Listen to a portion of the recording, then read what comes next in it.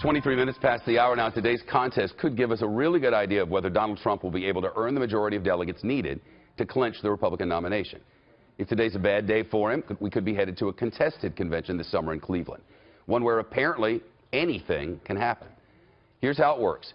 During the first ballot, most of the delegates are required to support the candidate their state voters selected. But candidates can try to win over the remaining unbound delegates. Then if nobody gets a majority after the first ballot, the convention moves on to a second ballot. And if there's no winner after that, possibly even a third, and on and on and on. And as this process goes on, more and more delegates get freed up along the way.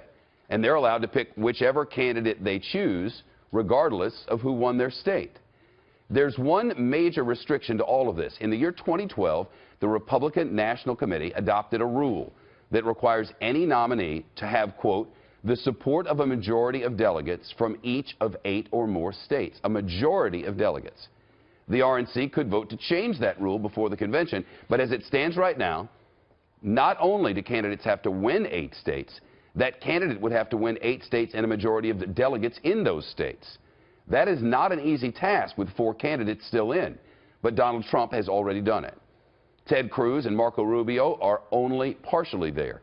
And a win today in Ohio would be John Kasich's first state with a majority of delegates.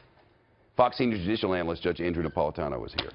Sounds like we don't really know what's going to happen. God, it's easier to understand the federal laws than it is the Republican rules. But the basic rules are, as you said, a person's name cannot be put in nomination if they do not have a majority of the delegates from 8 or more states. That means that Donald Trump could be the only person whose name is put in nomination. However, if Ted Cruz or Marco Rubio or John Kasich, still in the race, has delegates pledged to them, those delegates must vote for them on the first ballot, even though they're not on the ballot.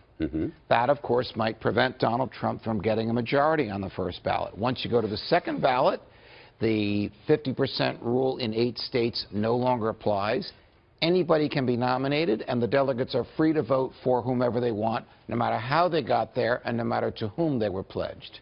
So if you don't want Trump to get the nomination, you have to stay in this thing. Correct. And you'd have to stop him on the first ballot. Then you'd be at liberty to lobby his delegates as to why they should vote for you if you're one of the other candidates. Of course, neither Rubio nor Kasich has nor Cruz has the states necessary, at least not yet.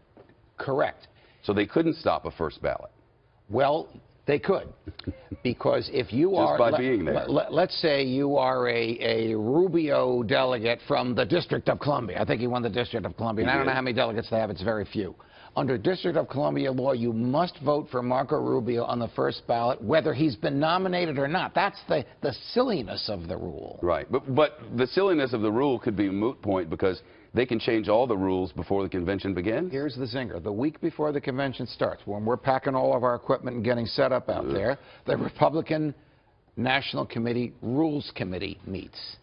They can vote to change everything. If the change is material, it has to be approved by the entire convention on day one. So Donald Trump, Ted Cruz, Marco Rubio, and John Kasich could be pouring in all this money and all this time, expecting the rules to be this, this, and this. They could show up in Cleveland and find out the rules are that, that, and that. But the delegates have to approve them. If there's a significant change, correct. And who decides what's significant? Paul Ryan, who's the Speaker of the House of Representatives and the chair of the convention. So if he says something significant and the delegates don't think it is, they can overrule him. If he says something's not significant and the delegates think it is, they can overrule him. It really becomes, Trump people don't want to hear this, good old-fashioned American democracy, a majority vote on virtually everything after that first ballot. Can you cite, so you have to have 1,237 to clinch the nomination. What, Donald Trump gets 1,100, and then nobody else has more than, say, 600? Right. And he gets there and he's not nominated. He doesn't get the Republican nomination. Can you imagine what would happen? I would think there'd be a significant fissure. Something or other. Yes, a significant break in the Republican Party, and many of his people would go with him, and what he would do in November, who knows? He could go off and run with another, make his own party if he wants. Yes, he could, and that would probably defeat the Republican candidate. He could also be very gracious and say, this wasn't the ending I expected, but I'm a Republican. I promised to support the nominee. So-and-so is the nominee, and I'm behind him. All of this would be very good for television ratings. It would.